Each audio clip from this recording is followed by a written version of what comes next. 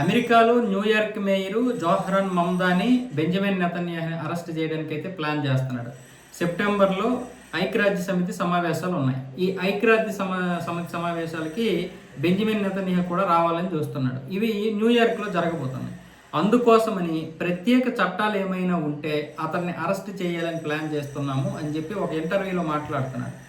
అలాగే ఇంకేదైనా చట్టం ఉందా, అలా అరెస్ట్ చేయడానికి ఒక మేయర్కి అవకాశం ఉంటుందా, ఒక మేయర్కి హక్కులు ఉంటాయా, ఒక మేయర్కి ఆ పరిధి ఉంటుందా అనే దీంతో ఇప్పుడు పరిశీలిస్తున్నాడు తన యొక్క టీంతో.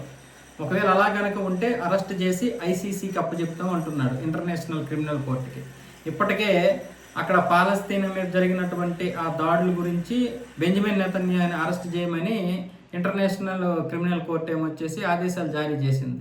ఈ నేపథ్యంలోనే మమ్దాని ఈ విధంగా మాట్లాడుతున్నాడు, జోహ్రాన్ మమ్దాని. అంటే నిజం చెప్పాలంటే జోహ్రాన్ మమ్దాని ఉమర్ ఖలీద్ లాంటి వాళ్ళని నెల్సన్ మండేలాతో పోల్చినటువంటి వ్యక్తి.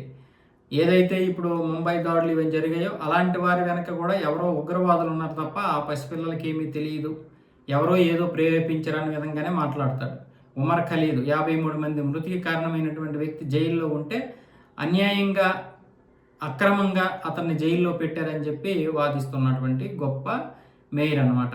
ఈయన కూడా వీళ్ళ అమ్మగారు మన తెలుగువారి, అంటే మన భారతీయురాలే. ఇలాంటి దౌర్భాగ్యమైనటువంటి పరిస్థితి. అంటే నేను కూడా ఇక్కడ మన భారతదేశం కూడా అలాగే ఉంది పరిస్థితి.